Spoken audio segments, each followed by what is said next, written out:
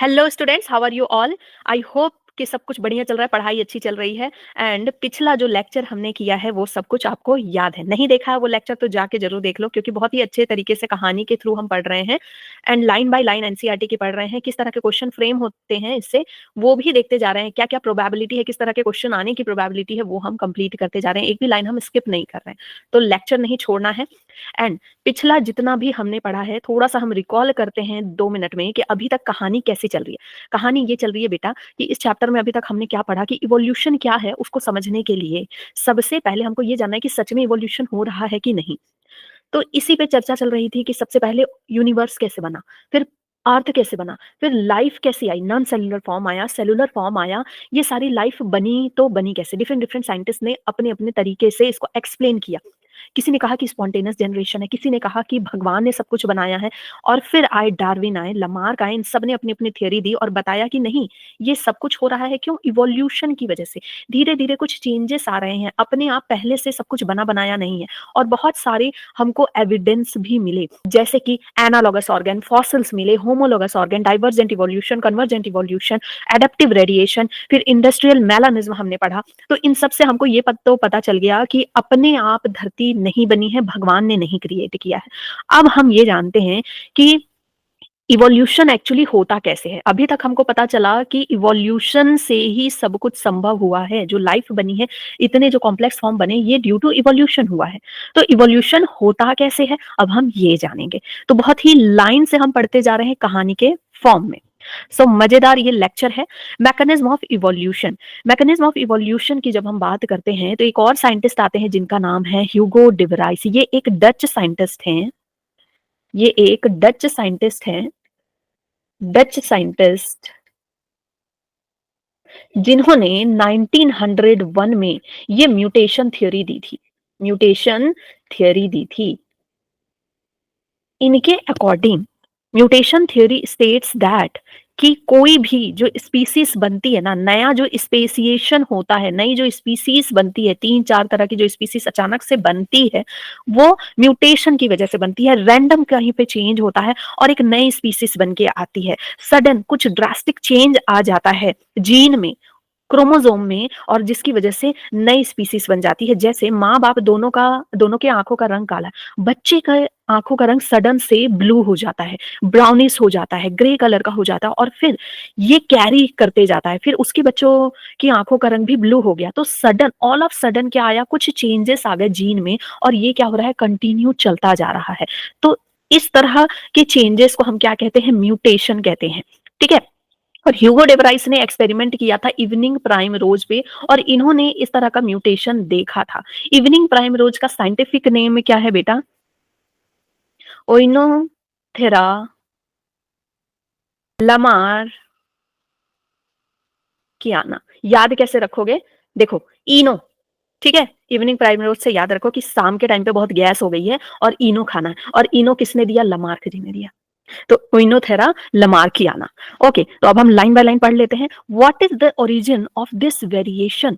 ये जो वेरिएशन आती है, थोड़ी थोड़ी चेंजेस जो आती है, आप अलग हो अपने मम्मी पापा से, आपके बच्चे अलग होंगे आपसे, तो ये जो वेरिएशन आती है और धीरे धीरे करके जो speciation, new speciation means formation of new species, formation of new species.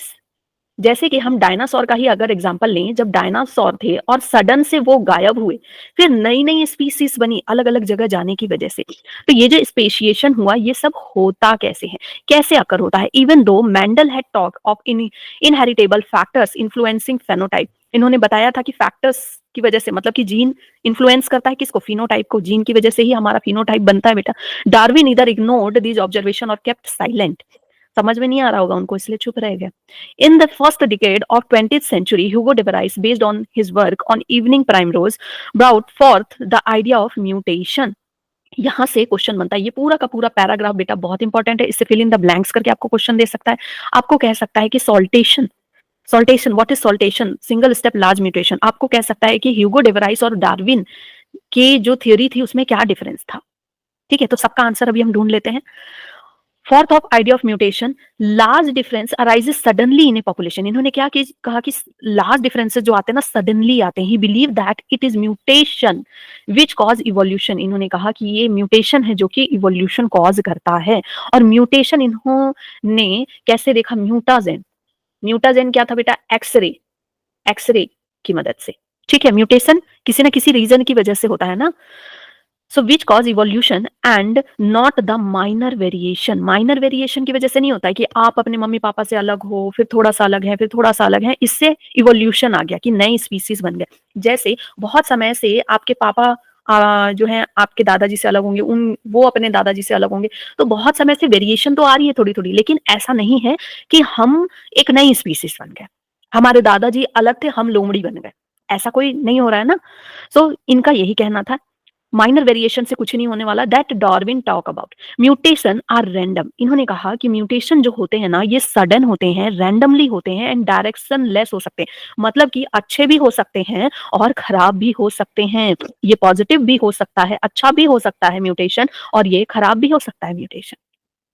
While Darwinian variation are small. Darwin का जो वेरिएशन, डार्विन ने वेरिएशन की बात की, इन्होंने कहा वेरिएशन जो होती हैं स्मॉल होती हैं, थोड़ी थोड़ी वेरिएशन होती हैं और डायरेक्शनल होती हैं, जैसे हम अपने जनरेशन टू जनरेशन देखते हैं।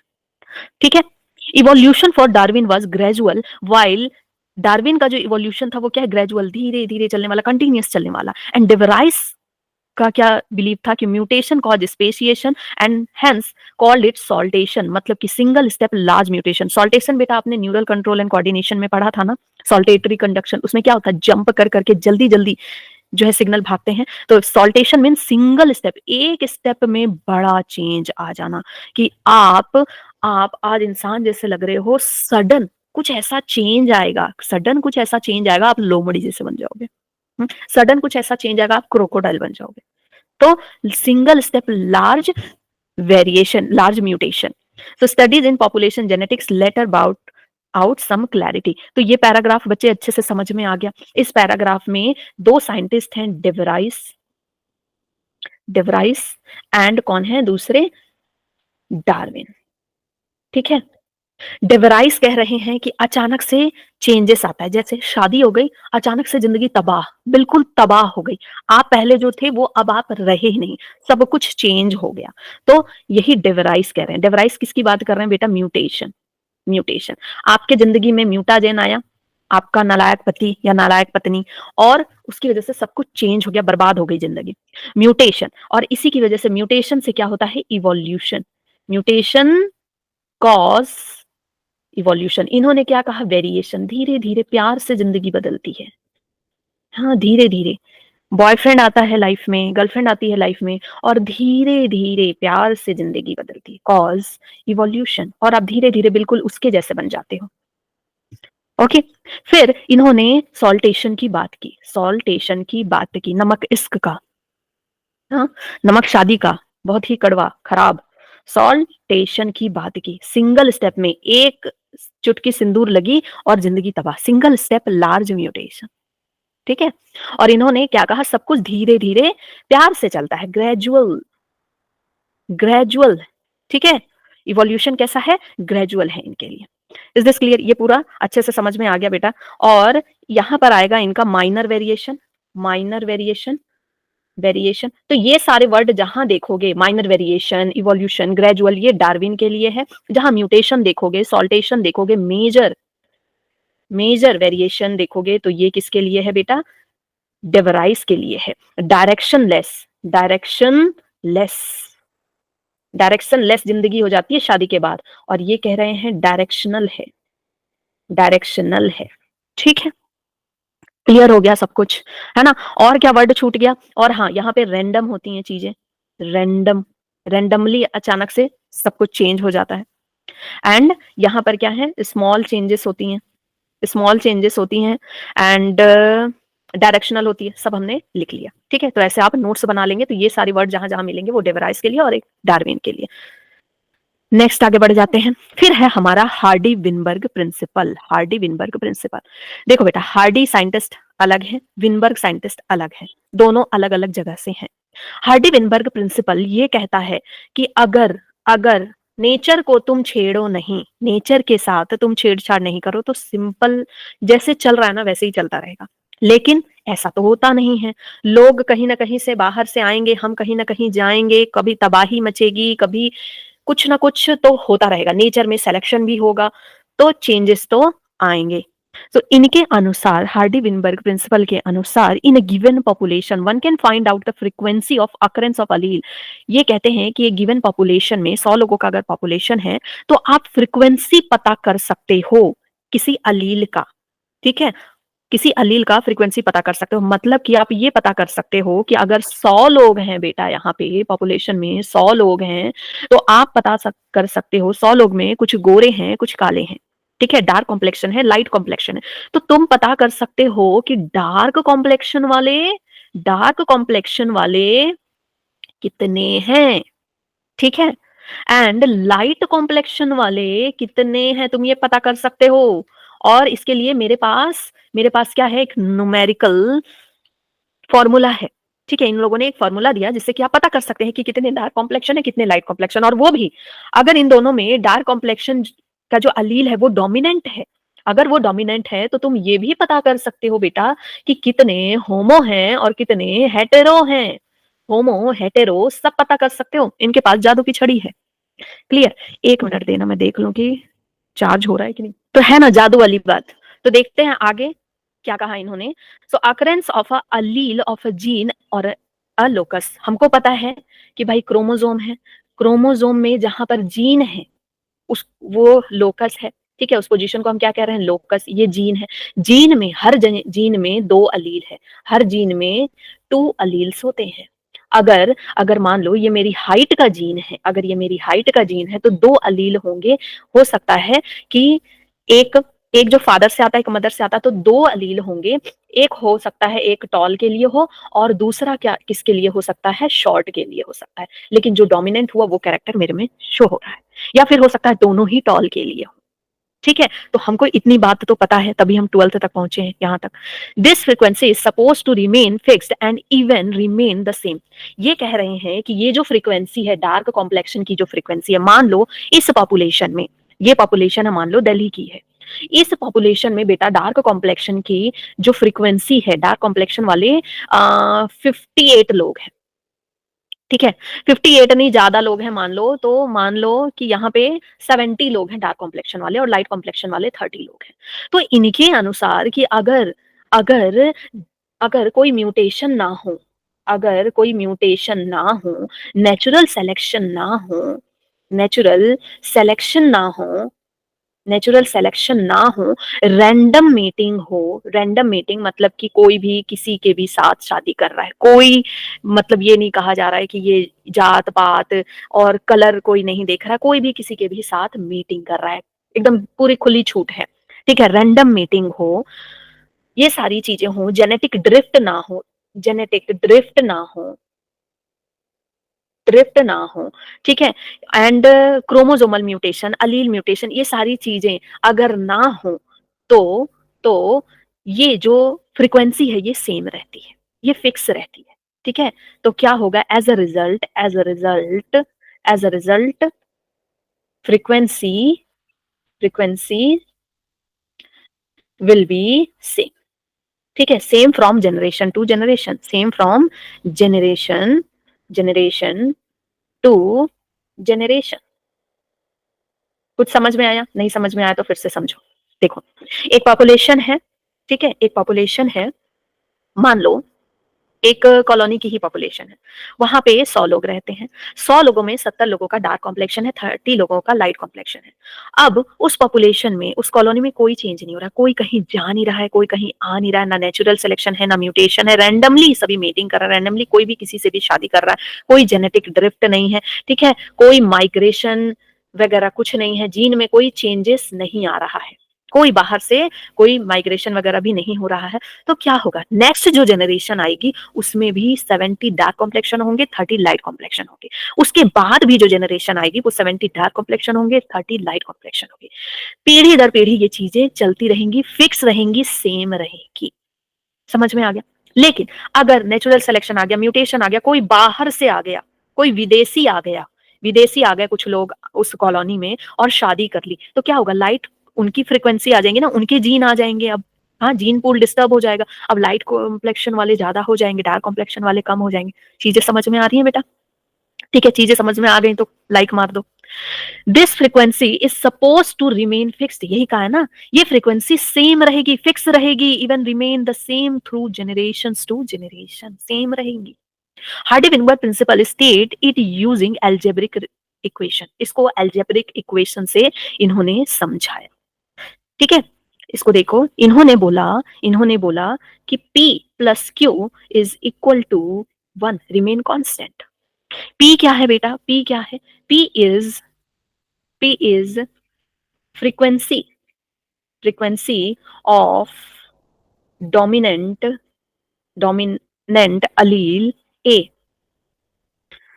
dominant allele A। अरे यार मैं क्या लिख रही हूँ, डोमिनेंट अलील ए। ठीक है, और ए क्या है मान लो, डार्क कॉम्प्लेक्शन के लिए है, डार्क कॉम्प्लेक्शन के लिए है। क्लियर? ठीक है, ये डार्क कॉम्प्लेक्शन का अलील है। तो पी बता रहा है कि कितने डार्क कॉम्प्लेक्शन वाले हैं। ठीक है, पी बताएगा कि उस पॉपुलेशन में कितने डार्क कॉम्प्लेक्शन वाले हैं। और क्यू क्या बताएगा?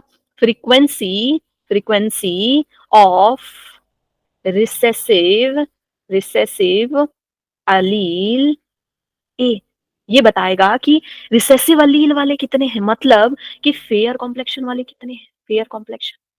ठीक है, यहां मैंने कॉम्प्लेक्शन यूज किया है बेटा, यहां मैंने कॉम्प्लेक्शन यूज किया, आप कुछ भी यूज कर सकते हो, हाइट के लिए इसको यूज कर सकते हो। अगर डोमिनेंट, अगर ए को, कैपिटल ए को लो, तो वो क्या हो सकता है, टॉल हाइट वाले कितने, डार्क कॉम्प्लेक्शन, या मान लो मैंने टॉल हाइट ले लिया, टॉल हाइट वाले, और ये हो गया क्या, शॉर्ट हाइट। क्लियर? चीजें समझ में आ रही है? तो कुछ भी हो सकता है ये बेटा। ठीक है, ये कुछ भी हो सकता है। ठीक है, शॉर्ट हाइट वालों के लिए, समझ गए? तो P क्या है, फ्रीक्वेंसी बता रहा है, Q क्या बता रहा है, ये भी फ्रीक्वेंसी बता रहा है। ये कह रहे हैं कि अगर कुछ भी चेंज ना हुआ तो ये सेम रहेगा through the generation. P plus Q is equal to 1। ठीक है, P plus Q is equal to 1। So जब यहां तक आ गए हैं तो इसको मैथमेटिकली भी प्रूव कर ही लेते हैं, क्यों छोड़े। तो देखो, हमने क्या बोला कि 100 के पॉपुलेशन में 70 क्या है, डार्क कॉम्प्लेक्शन वाले हैं, और 30 क्या है, फेयर कॉम्प्लेक्शन वाले हैं। ठीक है, सो 1 के इक्वल टू क्या होना चाहिए, 1 होना चाहिए। तो 1 के लिए हमको क्या निकालना पड़ेगा, इसके 1 के अकॉर्डिंग इसका नंबर निकालना पड़ेगा। तो 100 में से 70 क्या है, डार्क कॉम्प्लेक्शन वाले, डार्क है। 30, 100 में से 30 कितने हैं, फेयर है। ठीक है, समझ में आ गया? तो कितना हो गया, 0.7 आ गया, और ये 0.3 आ गया। क्लियर? समझ में आ गया? इक्वल टू 1 हो रहा है, 0.7 0.3 इक्वल टू 1 होगा ना। ठीक है, और मान लो कि आपको सिर्फ इतना पता है कि डार्क कॉम्प्लेक्शन वाले कितने कितने हैं, 0.7 है। और हार्डी-विनबर्ग प्रिंसिपल क्या कहता है, स्टार्टिंग में ही क्या फ्रीक्वेंसी निकाल सकते हो आप, अलील की फ्रीक्वेंसी निकाल सकते हो। आप ये भी निकाल सकते हो कि कितने होमोजाइगस टॉल हैं, कितने हेटेरोजाइगस टॉल हैं। ठीक है, होमोजाइगस फेयर है, कितने हेटेरोजाइगस फेयर हैं, ये सब आप निकाल सकते हो। तो चलो देख लेते हैं सच कह रहे हैं या नहीं कह रहे हैं। तो मान लो कि आपको सिर्फ और सिर्फ P दिया हुआ है कि 0.7 है, तो आपको क्या निकालना है, Q निकालना है। ठीक है, और आपको 2PQ भी निकालना है, सब निकालना है आपको। ये कितना है, Q कितना है, और 2PQ कितने हैं, मतलब कि हेट्रोजाइगस हेट्रोजाइगस डार्क कॉम्प्लेक्शन वाले कितने हैं, और होमोजाइगस फेयर कॉम्प्लेक्शन वाले कितने हैं। तो हमारे पास 0.7 ये इसका दिया हुआ है। तो from the formula P plus Q equal to 1, हम क्या करेंगे, P हमारे पास 0.7 है, Q हमें नहीं पता है, तो इक्वल टू 1। तो क्या आ जाएगा बेटा, Q is equal to 1 minus 0.7, तो कितना आ जाएगा, 0.3 आ जाएगा। ठीक है, अब हमको होमोजाइगस हेटेरोजाइगस सब निकालना है। तो हम फॉर्मूला पुट करेंगे, P square plus 2PQ plus Q square, ये फॉर्मूला पुट करेंगे। ठीक है, तो P स्क्वायर मतलब कि होमोजाइगस होमोजाइगस बता रहा है।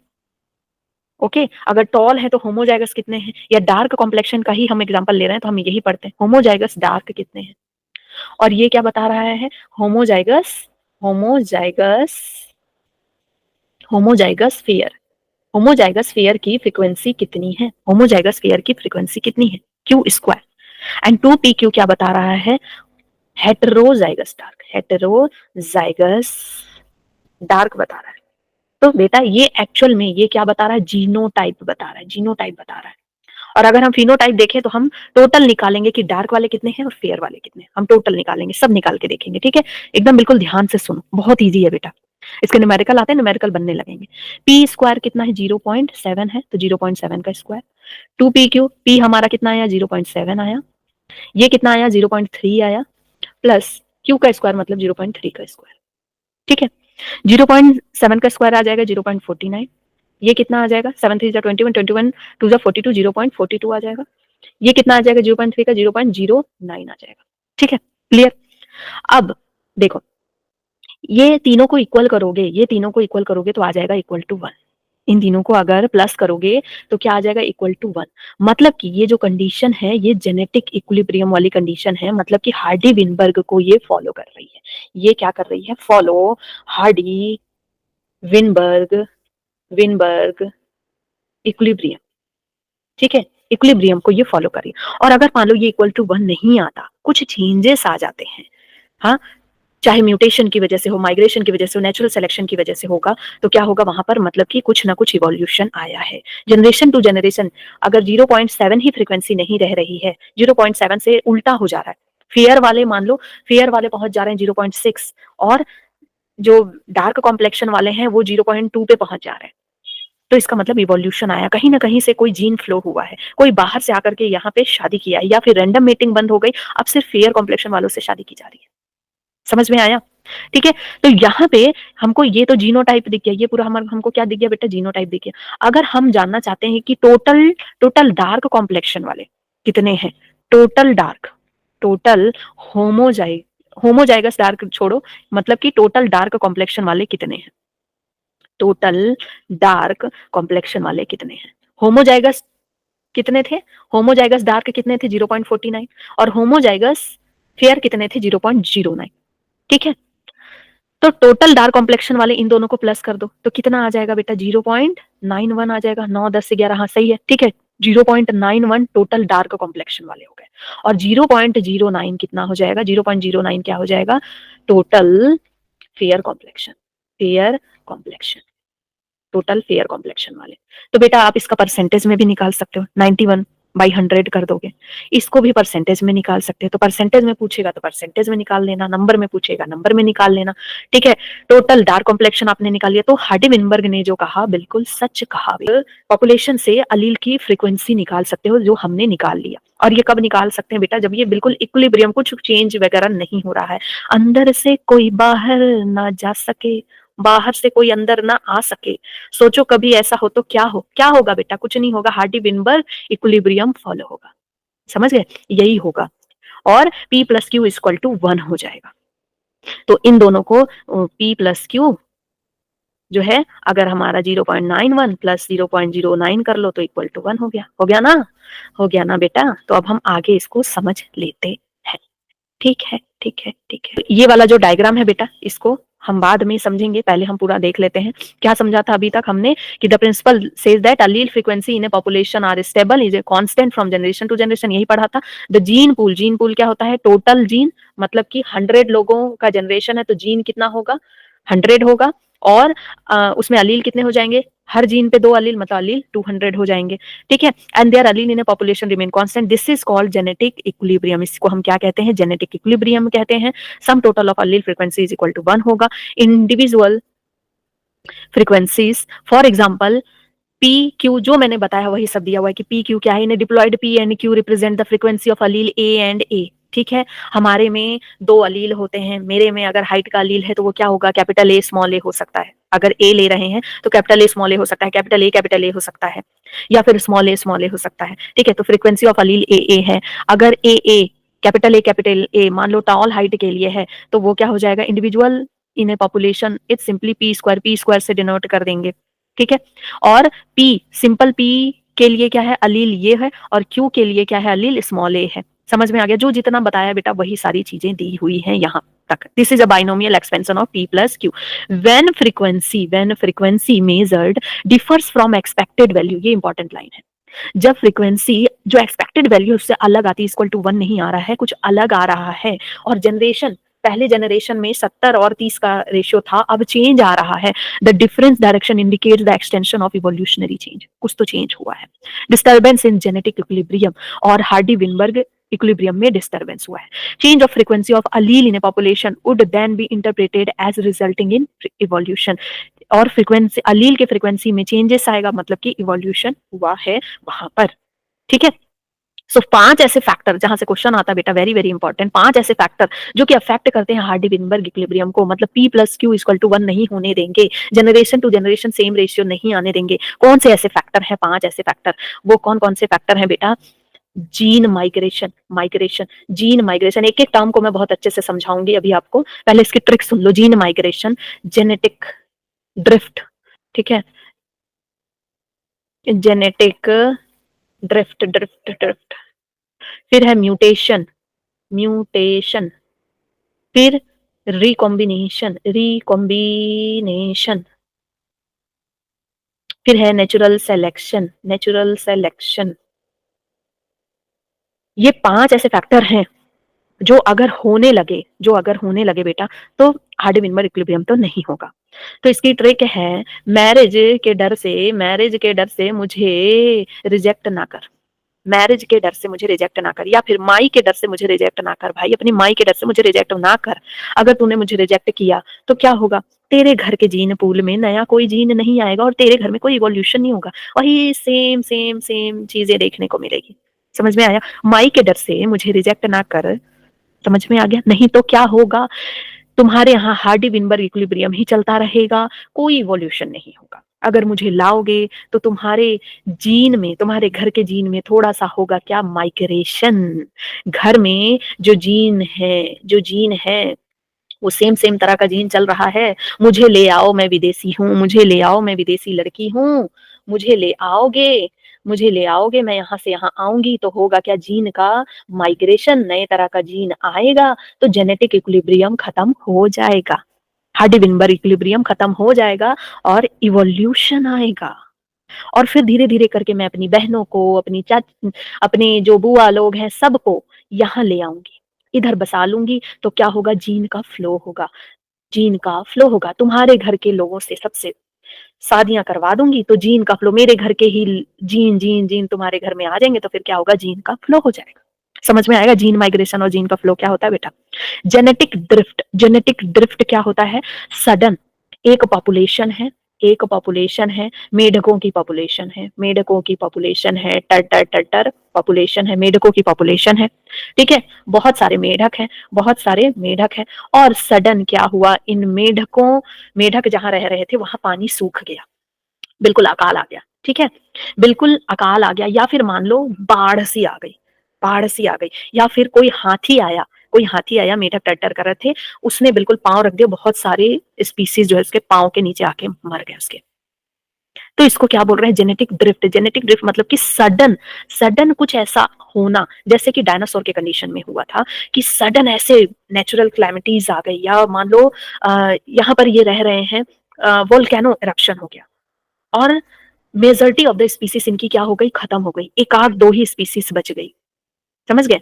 एक दो लोग ही बच गए इनके स्पीसीज से, तो उसी को हम क्या कहते हैं? जेनेटिक ड्रिफ्ट कहते हैं।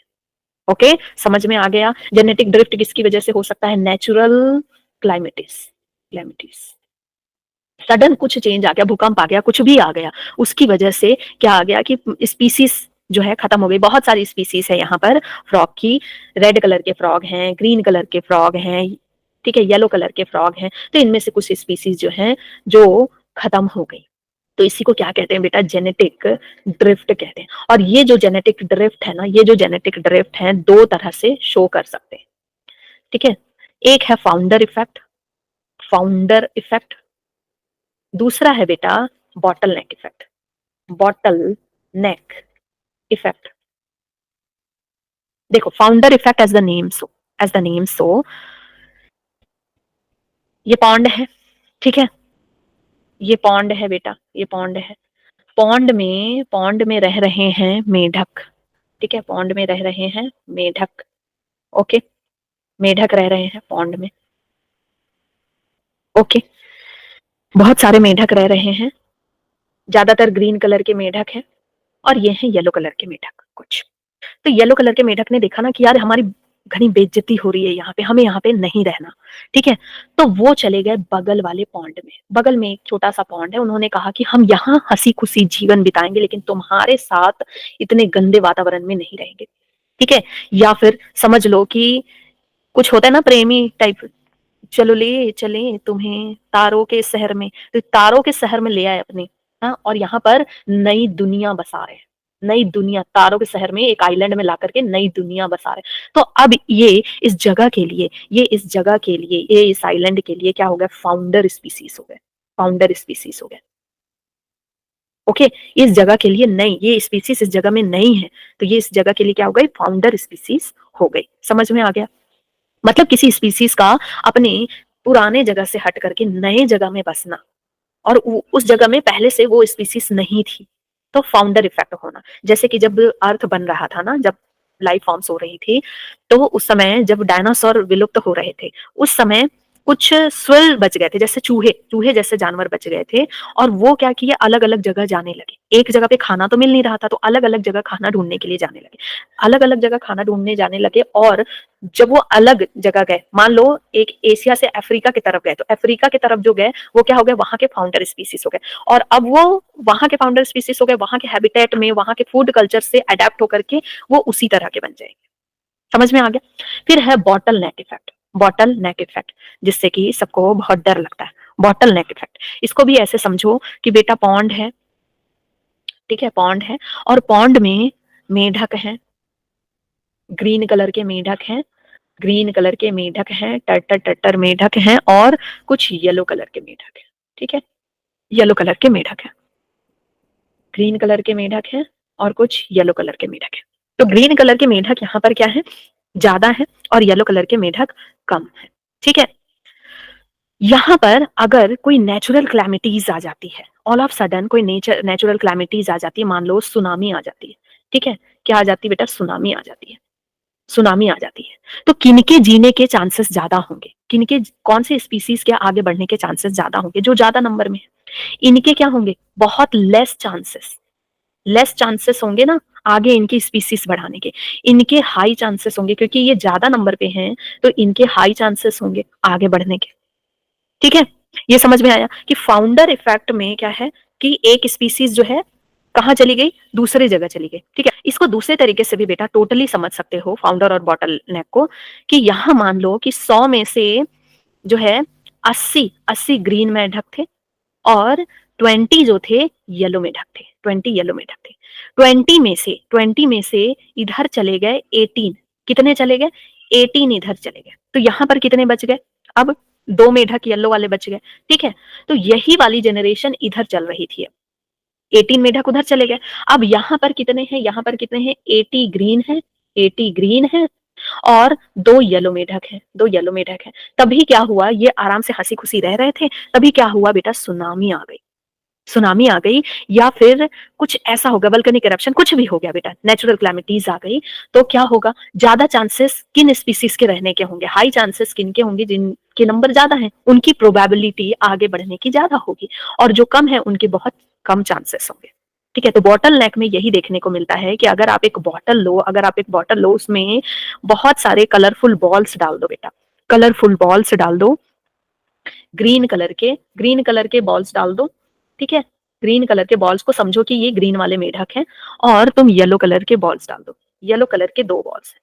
तो जब हम इसको, ठीक है, जब ये भागना चाहते हैं, नेचुरल क्लैमिटीज आ गई, नेचुरल क्लैमिटीज आ गई, और अब ये यहाँ से स्केप करना चाहते हैं बेटा, अब ये स्केप करना चाहते हैं, तो इस बॉटल से कौन, किसके ज्यादा निकलने के चांसेस होंगे, किसके ज्यादा बचने के चांसेस होंगे, जो यहाँ पर होंगे, यहाँ पर होंगे, ठीक है? और जो ज्यादा नंबर पे हैं, जो नेक के पास है और जो ज्यादा नंबर पे हैं, तो जो बचेंगे स्पीसीज, जो सर्वाइवल होंगे, उनमें ज्यादा चांसेस क्या है, मैक्सिमम प्रोबेबिलिटी, बहुत ही रेयर प्रोबेबिलिटी की येलो वाला रहेगा, मैक्सिमम प्रोबेबिलिटी किसकी है, ग्रीन वाले की, मैक्सिमम प्रोबेबिलिटी किस स्पीसीज के आगे रहने की है, ग्रीन वाले की। यही, ये समझ में आ गया? तो इसी को कहते हैं बेटा बॉटल नेक इफेक्ट। आई होप कि चीजों को मैं अच्छे से समझा पा रही हूँ, अगर समझा पा रही हूँ, hit the like button and subscribe.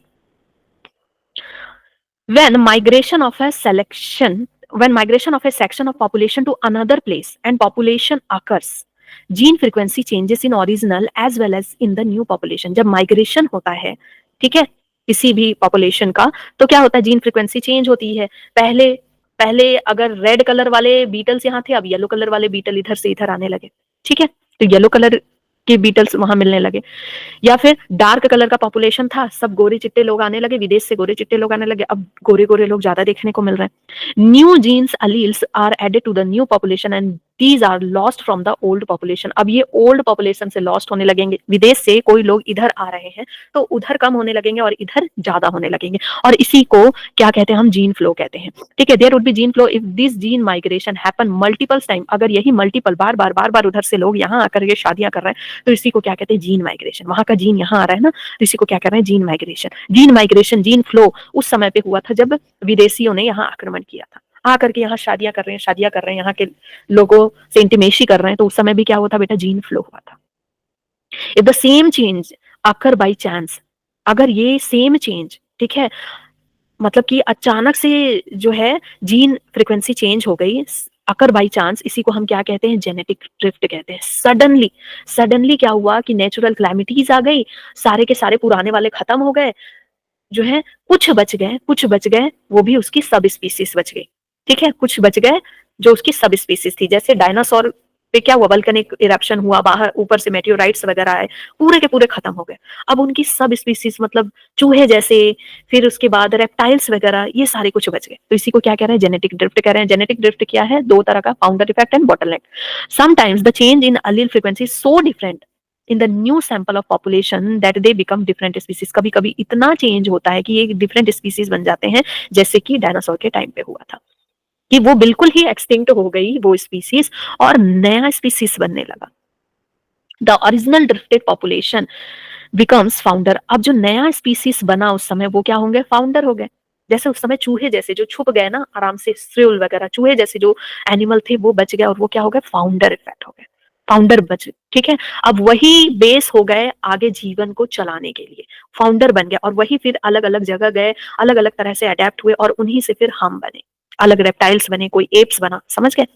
So and the effect is called the founder effect. इसी को हम क्या कहते हैं, फाउंडर इफेक्ट। इन्होंने ही नींव रखी। Microbial experiment so that pre existing advantageous mutation when selected will result in observation of a new phenotype over few generation. This would result in speciation. नया phenotype बनने लगता है, ठीक है, एंड नई स्पीसीज बनने लगती हैं। Natural selection is a process. Natural selection क्या है ये बता रहा है। Natural selection is a process in which heritable variation enable better survival, are enable to reproduce and leave greater number of progeny. हमको पता है नेचुरल सिलेक्शन क्या है। नेचुरल सिलेक्शन वो प्रोसेस है जिसमें कि जो हेरिटेबल कैरेक्टर हैं वो हेल्प करते हैं सर्वाइव करने में। जैसे कि जिराफ के केस में, मान लो जिराफ की गर्दन अगर हेरिडिटी की वजह से, हेरिटेबल कंडीशन की वजह से, वेरिएशन की वजह से वो हुई थी, हाँ, तो वो क्या हुआ कि जनरेशन टू जनरेशन आगे बढ़ते गई, और उसकी वजह से वो लंबे प्लांट्स को खा पाए, और लंबे प्लांट्स को खाने की वजह से वो सर्वाइव कर पाए, रिप्रोड्यूस कर पाए, और अपनी प्रोजेनी को बढ़ा पाए, और इसलिए हम अभी जिराफ को देख पाते हैं। समझ में आया। अक्रिटिकल, तो ये नेचुरल सिलेक्शन की डेफिनेशन बेटा आपको याद होनी चाहिए। A critic analysis makes us believe that variation due to mutation और variation due to recombination, variation due to mutation और variation due to recombination. Recombination बेटा हम जानते हैं गैमेटोजेनेसिस में होता है, रिकॉम्बिनेशन और लिंकेज हम ऑलरेडी पढ़ चुके हैं, है ना। सो वेरिएशन अगर म्यूटेशन की वजह से आती, कोई म्यूटाजेन हमारे जीन में लग जाता है, कि कोई एक्सरे या कोई भी म्यूटाजेन, हम दिन रात कुछ ऐसी चीजें खा रहे हैं जिसकी वजह से हमारे जीन बिल्कुल सडन से चेंज हो जाते हैं। तो अगर वेरिएशन म्यूटेशन की वजह से आ रहा है, या वेरिएशन रिकॉम्बिनेशन की वजह से आ रहा है, मदर फादर के क्रोमोसोम के रिकॉम्बिनेशन की वजह से आ रहा है, और ड्यू टू जीन फ्लो, मतलब कोई बाहर का आकर के शादी कर रहा है, अलग जीन से, हमारा जो जीन चल रहा है उससे अलग जीन से हम शादी कर रहे हैं, या फिर जेनेटिक ड्रिफ्ट आ जा रहा है, सो इसकी वजह से क्या हो रहा है, result in change in frequency of gene and allele in future generation. ठीक है, तो ये बेटा सारी लाइनें बहुत इंपॉर्टेंट है। Couple to enhance reproductive success, natural selection make it look like different population. Natural selection can leads to stabilization, which more individuals acquires mean character value, directional changes, more individual। हाँ बेटा यहाँ से question आता है, और ये बता रहा है आपको 7.8 डायग्राम को समझने के लिए कह रहा है, समझो इसको। नेचुरल सिलेक्शन कैसे काम कर रहा है, ठीक है। Diagrammatic representation of the operation of natural selection on different traits. मान लो जैसे कि बच्चे हैं, ठीक है, बच्चे पैदा होते हैं, बच्चे जो पैदा हो रहे हैं कुछ कम वजन वाले हैं, कुछ मीडियम वजन वाले हैं, कुछ ज्यादा वजन वाले हैं। Number of individual with phenotype, phenotype मान लो क्या है कि वेट है उनका, ठीक है, फिनोटाइप क्या है, बच्चों का वेट है, ठीक है। तो सबसे पहला क्या है, सबसे पहला क्या कर रहा है, peak gets higher at narrower, कि जो मीडियम वजन वाले हैं, मीडियम वजन वाले का पीक इस तरह का है, ठीक है, हायर है। Peak shift to one direction, जो लो वजन वाले हैं, ठीक है, या फिर समझ लो हाई हाई वेट वाले, हाई वेट वाले हैं ये जो है नॉर्मल वेट वाले हैं, ना कम ना ज्यादा, नॉर्मल वेट। और ये हैं जो कि जिसमें कि दो पीक बन रहा है, लो वेट वाले, लो वेट वाले और हाई वेट वाले, ठीक है, मतलब कि हैवी वेट वाले, ठीक है। तो ये तीन पीक बता रही है, नॉर्मल वेट वालों का पीक अगर इधर आ गया तो हाई हैवी वेट वालों का पीक, ठीक है। तो ये हो गया स्टेबल है, स्टेबल है यहाँ पर। ये क्या है, डायरेक्शनल हो गया, एक डायरेक्शन में पीक चला गया, डायरेक्शनल हो गया। और ये क्या हो गया बेटा, ये वाला डिसरप्टिव हो गया, डिसरप्टिव। अब चलो, अगर अभी तक समझ नहीं आया तो अब समझ में आएगा, सुनो। Natural selection leads to stabilization, natural selection stabilization की ओर जाती है जब जब ज्यादा इंडिविजुअल मीन कैरेक्टर वैल्यू के होते हैं, मतलब जब ज्यादा बच्चे, हम बच्चों का एग्जांपल ले रहे हैं, जब ज्यादा बच्चों का जो वेट है वो क्या है, नॉर्मल है, मीडियम वेट के हैं। डायरेक्शनल हो जाएगी, एक डायरेक्शन में शिफ्ट हो जाएगी जब जो नॉर्मल वैल्यू है उससे अलग होगा, या तो कम होगा बच्चों का वजन, या बहुत सारे बच्चों का वजन ज्यादा होगा, तो डायरेक्शनल कहेंगे। डिसरप्शन हो जाएगा जब पेरिफेरल कैरेक्टर होंगे, आधे बच्चों का वजन, 50% बच्चों का वजन कम और 50% बच्चों का वजन ज्यादा होगा, ठीक है। तो यही आपको ये ग्राफ बता रहा है कि स्टेबलाइजेशन, डायरेक्शनल और डिसरप्टिव। स्टेबलाइजेशन कब होगा, डायरेक्शनल कब होगा, डिसरप्टिव क्या होगा। तो बेटा इससे आपका मैच दी फॉलोइंग करके क्वेश्चन आता है, आपको वो ग्राफ दे देगा, पूछेगा कि स्टेबलाइजेशन वाला कौन सा है, डायरेक्शनल वाला कौन सा है, डिसरप्टिव वाला कौन सा है। तो याद रखना है, स्टेबलाइजेशन वाला ऐसे मीडियम में रहेगा, डायरेक्शनल वाला एक डायरेक्शन में चला जाएगा, इधर जाएगा चाहे आपका इधर आ जाएगा, और डिसरप्टिव वाला कैसा होगा, यूं होगा, दोनों तरफ। समझ में आ गया, ठीक है। अब नेक्स्ट जो सेशन होगा उसमें हम पढ़ेंगे a brief account of evolution, जिसमें मैं आपको ये पूरा चार्ट समझाऊंगी बेटा, इसको याद कैसे करना है, ये इसमें एक्चुअली दिया क्या है, इसको समझाऊंगी अच्छे से, इसको पढ़ना कैसे है, एंड ये वाला चार्ट मैं आपको पढ़ाऊंगी, ठीक है। फिर उसके बाद हम origin and evolution of man पढ़ लेंगे और हमारा ये चैप्टर हो जाएगा खत्म। Origin and evolution of man मैं आपको बहुत मजेदार तरीके से पढ़ाऊंगी और बिल्कुल याद हो जाएगा, दिमाग में फिट हो जाएगा बेटा। सो देखते रहो, concept box clear your concept with Neha ma'am, और कॉन्सेप्ट करते रहो क्लियर, मार्क्स लाते रहो बहुत ही अच्छे अच्छे।